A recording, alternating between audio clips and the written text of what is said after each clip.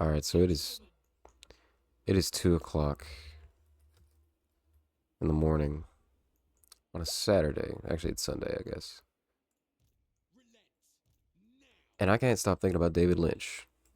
Um, I wanted my first video on this channel, to like be kind of something, like high production for like somebody who's never done something before. Like, like I'd learn the basics of, Adobe Premiere, little scene transitions. I don't know, something. And it, like about like a formulated topic, like like a written down thing. But um, this is like the first celebrity death, like that I feel like has really like struck me to my core, and it's not something that like it's not a sentiment that I can like share with like my family or like even like my friends. Like I'm a college age guy, and like all my buddies, like they've never heard of David Lynch or Twin Peaks or anything like that, Blue Velvet. Um, it it's hard not to be kind of like cynical, I guess, about um, friends and people who just like kind of like consume mainstream stuff or like interact with things at the base level. But you also have to realize that they're not actively seeking that stuff out. Um, and it's kind of hard to deal with. I don't know. Like it's totally like performative to like post. I think uh about it a little bit, but also I can definitely understand like kind of like, especially in like my case where the only people that I can like talk about it to is like my girlfriend, um, and then like like read my Twitter timeline and feel seen, I guess, or whatever. Uh, is to like post it on like a story, but like none of the people that I know about the guy,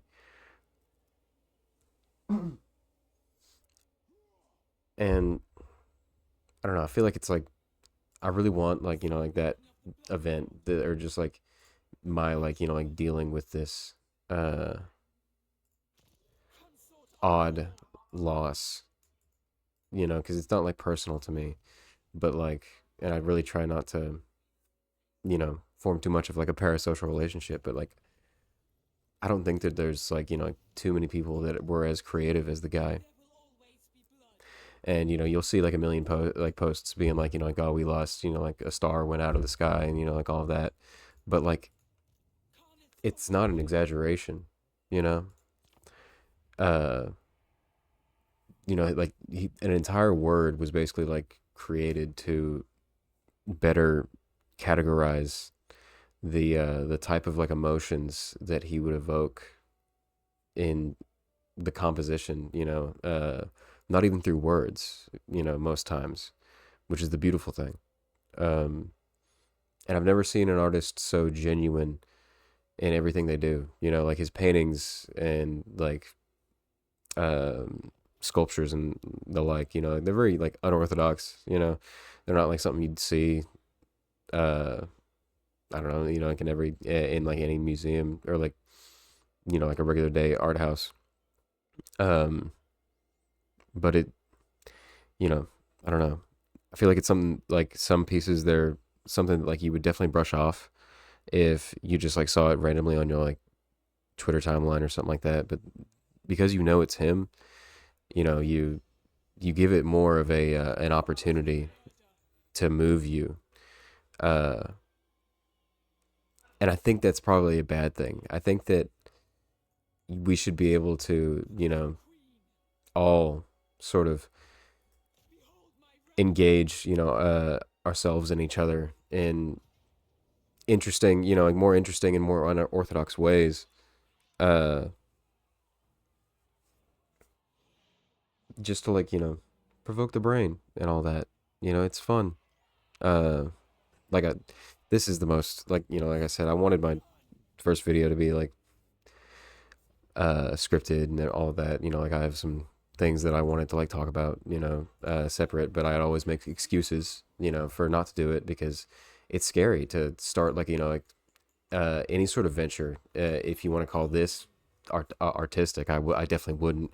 And I wouldn't call most things on YouTube artistic, but there are definitely exceptions. Um, any venture, uh, you know, I, you talk about like, with friends or anybody like that, all the things that you want to do and the paths you want to take. Like, I want to paint more. Like, oh, I want to learn, an instrument, but like, uh, there's been research that says like when you talk about the plans that you have or like, the things that you want to do, it gives you the same amount of a reward in your brain as actually doing the thing itself. So it's a very scary pitfall that I think that I've fallen into for too many years. Uh,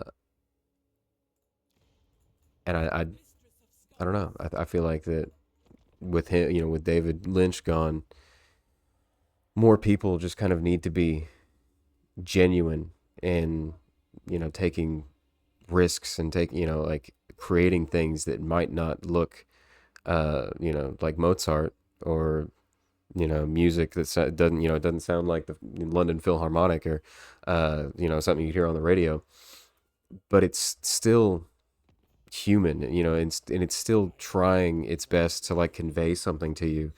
Uh, and I think it's beautiful. And I think that people need to, like stop worrying about being cringy, myself included, like, myself more than anybody in the world. I definitely like, turned down or, like just not done things. I was the kid in kindergarten. I didn't want to dance because I thought it was, like super cringy. I thought I was better than everybody else, because I would sit, and not dance, just wait for the little thing to be over. Thought I was cool. And I think the internet definitely like the ever online presence that everybody has, like makes them infinitely more scared to take risks like that, and especially to allow it to be seen or heard by whatever eyes or ears are open. You know, um, and I guess that's why I've just wanted to like rant, I guess, for a little bit into the void, of this zero engagement, channel that probably get like 5-10 views at max. I mean, it's totally unrelated topics. I'm playing Warhammer, not even really thinking about it, or I'm talking about a filmmaker that hardly anybody, not enough, just like, I don't know, not enough people, man. Not enough people. There's so much beauty in the world, and he was, so apt to always expose us to it in ways that you really didn't understand, or, you know, you couldn't verbalize always. Ebert, called Mulholland Drive like an emotional journey, that you can like, like it's dream logic, but it, in dream logic, you understand everything and you don't question things. And that's a Lynch movie, you know. I think that he wanted people to get in touch with the entirety of their conscious and their unconscious. I don't know. He made me appreciate people more than I ever could. And I think that, that's the biggest thing I have to him to thank for.